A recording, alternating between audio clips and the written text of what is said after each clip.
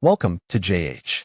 Today we're diving into a site called Charleston.com, which presents itself as a trendy online boutique filled with fashionable clothing and tempting multi-buy deals. It sounds like a shopper's dream, but once you look past the shiny homepage, things get suspicious fast. Their first major claim is that the brand was founded back in 2015 by someone named Mia, the mother. However, the website's domain was actually registered in November 2025. Apparently, Mia is running her business from the future, which is a pretty bold strategy for someone selling sundresses. Real brands usually have a history that exists in actual reality, but this 10-year gap suggests the whole story is just a creative work of fiction. The red flags keep flying when you look at their product photos.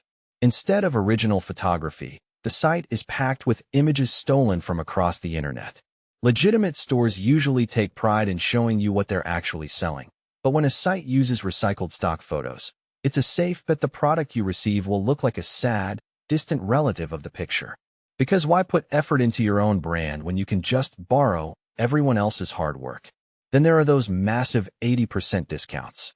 It's the classic bait-and-switch tactic used by every shady corner of the web. If a deal looks too good to be true, it's usually just a clever way to get your credit card info before the site vanishes into thin air. The lack of transparency continues with their customer support, which consists of exactly one email address.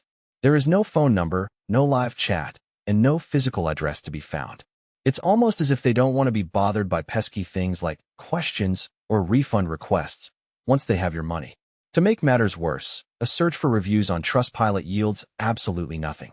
With zero feedback from real human beings, it's impossible to verify if a single order has ever been shipped. So is this site legit? Based on the time-traveling founding date, stolen images, and non-existent support, that's a hard no. Do yourself a favor and shop somewhere that actually exists in this dimension. Thanks for watching till the end.